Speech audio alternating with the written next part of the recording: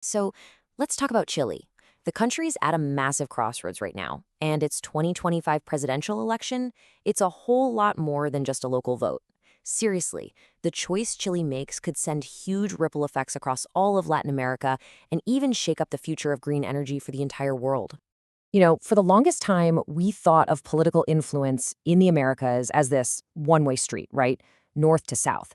But that's just not how it works anymore. It's changing, and it's changing fast. What we're actually seeing is this incredible new dynamic, this powerful feedback loop where political ideas and populist game plans are bouncing back and forth, being shared and tweaked all across the hemisphere. Okay, so to really get what's at stake in Chile, we've got to zoom out for a second. There's this new brand of right-wing populism that's absolutely surging across Latin America. And it's not just a few isolated movements. We're talking about a powerful, internationally connected network. And you can see a pretty clear pattern starting to form. You've got figures like Javier Milei in Argentina, yeah, the guy with the chainsaw, and Nayib Bukele in El Salvador with his super tough security policies. These guys aren't just one-offs. No way. They're part of a bigger movement. They're building alliances, showing up at the same conferences, and basically sharing a playbook: austerity, nationalism, and that classic strongman leadership style. All right, and that brings us right back to Chile.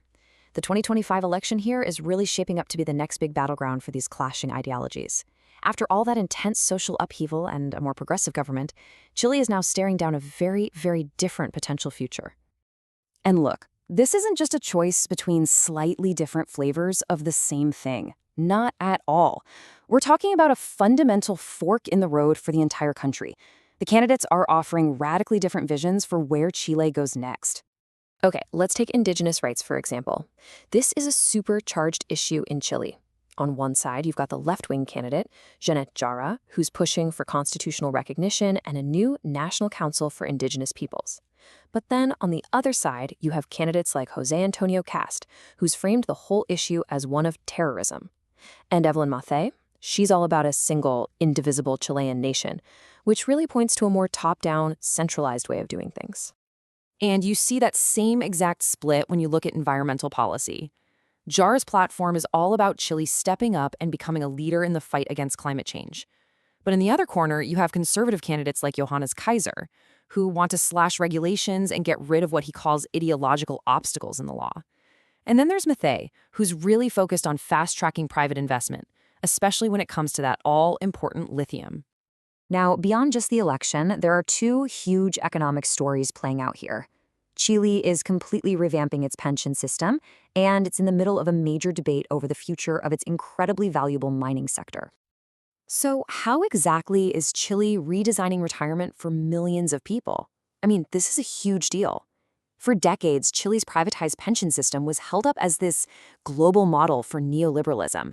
But now, it's being completely torn down and rebuilt. So let's get into how this new system is actually supposed to work.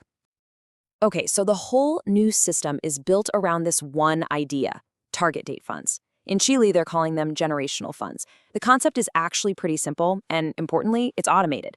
Think of it like this. When you're young and have decades to go, your money is invested more aggressively, in stocks, things with higher potential growth. But as you get closer to retirement, the fund automatically starts shifting your money into safer stuff, like bonds. It's like an airplane coming in for a landing. They call it a glide path. So what does that actually mean? Well, instead of workers having to figure out which risk fund to pick, fund A, B, C, D, or E, the new system basically does all that thinking for them. You get put into a fund based on when you were born, and the whole investment strategy just adjusts automatically throughout your life. It's totally designed to be more hands-off, way more structured.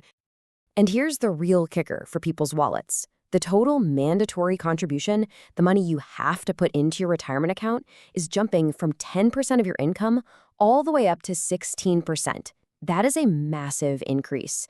And the whole point is to finally tackle that huge problem of people just not having enough money when they retire, which was a major, major issue with the old system.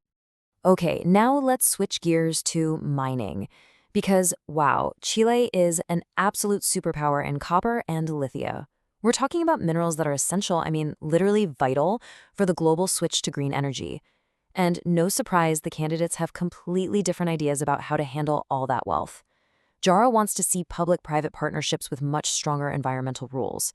Mathieu, on the other hand, wants to open up the lithium sector to private companies for the first time ever. And Kaiser? He just wants to slash any regulations he thinks are getting in the way of investment. So to really get why this election is so tense, so charged, you got to look at what's happened in the last few years. The political friction we're seeing today didn't just pop up out of nowhere. No, it's got deep roots in years of social unrest and this powerful feeling that the country's institutions have failed. I mean, just look at how turbulent things have been. It all kicked off with those massive protests back in 2019, with people demanding huge, systemic change.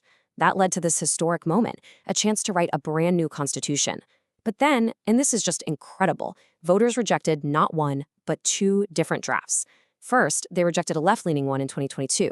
Then, they turned around and rejected a right-leaning one in 2023. The result? The country is just stuck, completely divided, with no clear path forward. And now that the whole constitution thing is off the table, people's day-to-day worries are taking center stage. Things like crime. Now, Chile is still one of the safer countries in the region, but people feel like crime is rising, and that's become a top concern for voters.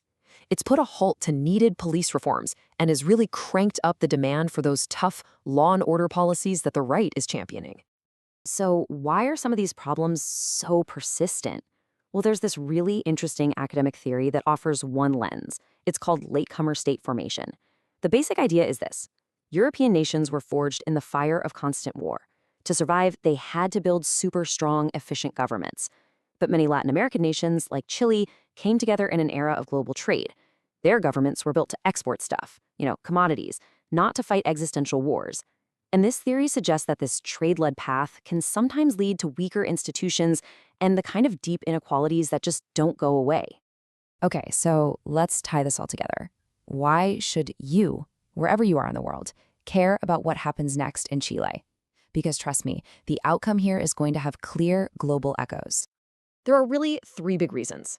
First, Chile is a political bellwether. It's a test case. The choice it makes is going to tell us a lot about just how strong this new populist right movement is in the Americas. Second, what it decides to do with its lithium and copper will directly affect the price and the speed of our global shift to clean energy. And third, that massive pension reform we talked about, it's a huge experiment that countries all over the world are watching, especially if they're looking for an alternative to those purely market-driven models. So, the big question is, will Chile's next chapter be written by these powerful forces of populism? Will it join that regional wave? Or can it somehow forge a totally different path, a new kind of consensus to tackle its deepest challenges? We don't know the answer yet, but one thing is for sure, the world is watching.